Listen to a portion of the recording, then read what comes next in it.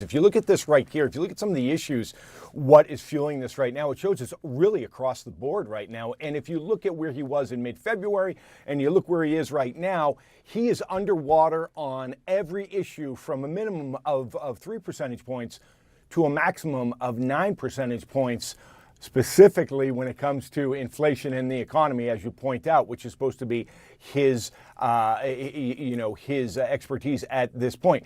What is also interesting, just overall too, Sarah, is that he is down 7 points from late February, as we note him being an all-time low.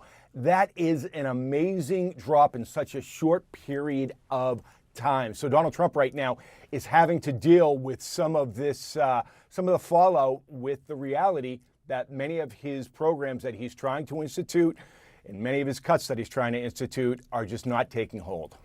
Yeah, and to be honest, the tariffs have really rattled people. Now, how is he doing when it comes to border security and immigration, which is one of the things that he was, that really pumped him up for this particular presidential election?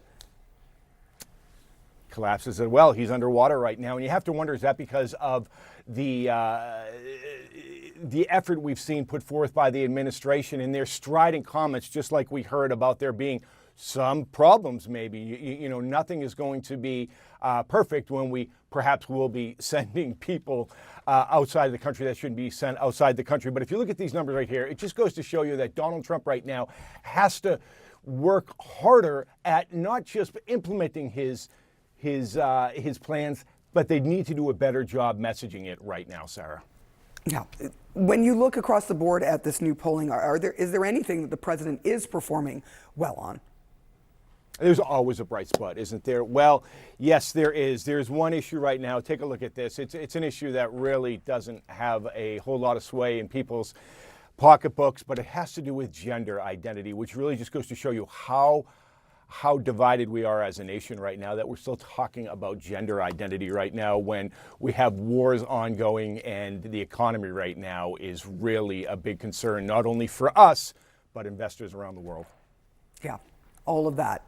Thank you so much, Mark Preston. It is so good to see you this morning. Now to someone who knows exactly what we're talking about when it comes to polling. And I don't mean our fabulous John Berman.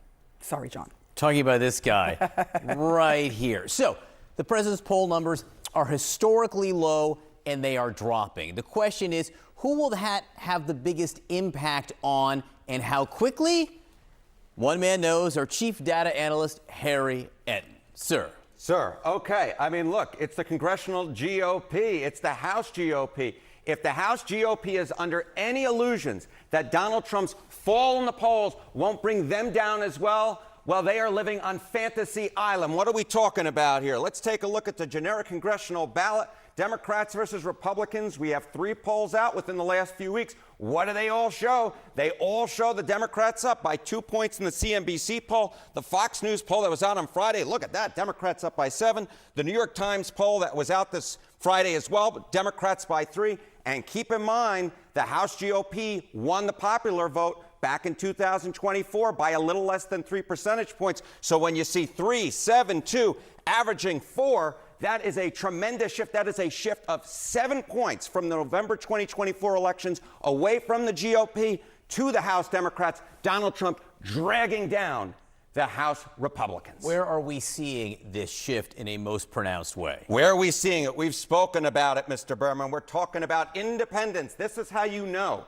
that Trump is bringing down the House GOP. Look at Trump's net favorable rating. In October of 2024, according to the New York Times, it was minus 9 points. Look at where it is now, minus 30 points among independents. That's horrific. That's historically awful. Take a look at the generic ballot. In October of 2024, the Democrats were ahead, but only by 3, well within the margin of error. Look at where they are now, up 17 points. There is no way on God's green earth that the Republicans can hold on to the House of Representatives if they lose independence by 17 percentage points. My goodness gracious. This is what dreams are made of if you're House Democrats, and it's all being driven, or at least in large part being driven, by Donald Trump's rapid drop with independence. What does history tell us about how a party does heading into a midterm with the type of lead that Democrats have right now? Yeah, okay, so I went back through history, right? And I looked at the opposition minority party. That, of course, is the Democrats right now. They're a minority in the House to the opposition of the party in the White House, Donald Trump, a Republican. The average House seats won by the opposition minority party,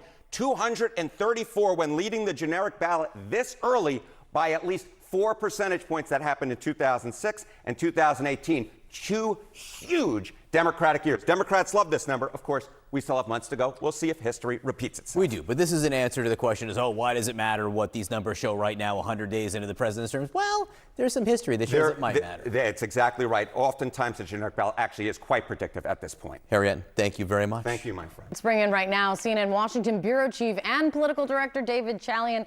There is a lot that is said. There's a lot that has changed when you look at these poll numbers for this president. It is a different landscape that he's looking at 100 days in. David, what are you looking at in this? Yeah, there's no doubt about that, Kate. I mean, just take a look at the trajectory of his approval rating over the course of these first 100 days. In mid-February or so, our poll showed him at 47% approval. You saw late February, 48% approval. Those were some of his highest approval ratings of his career.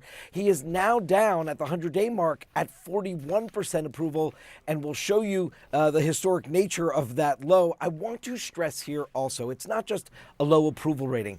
Donald Trump, over the course of these first 100 days, Kate, has lost the middle of the country politically.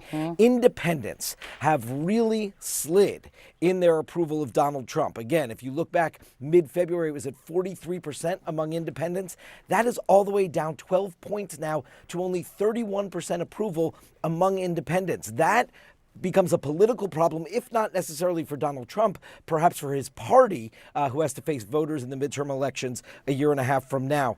But we were talking about the historic nature of that.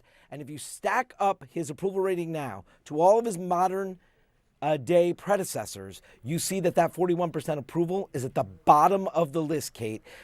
Just take a look at all those numbers there. Everyone else at this point in their presidency, including Donald Trump himself 8 years ago, had a higher mark than he has today. David, and on the issues, there's some strong signals being sent on important issues like the economy and like immigration as well. I mean, this is two issues that you just named. Not only are they important in voters' minds, Kate, but they were strong suits for Donald Trump, and he is underwater on both of them now. Take a look. We show you here approval on issues, and every issue we tested, he is below majority support. His numbers are upside down. Now, immigration at the top there, he's now at 45% of approval of handling it. In March, it was 51%. He's lost 6 points. It's still one of his top issues, but he's now underwater. Managing the federal government is the only other issue where he performs better than his overall approval rating. But on foreign affairs, the economy, inflation, tariffs, he's well below his overall approval. In fact, the only issue we tested, and it's not on that list because we don't have trend on it, Kate, where he actually has majority support, 51% approve of his handling of gender identity issues. That is the only positive territory that we see the president in this poll.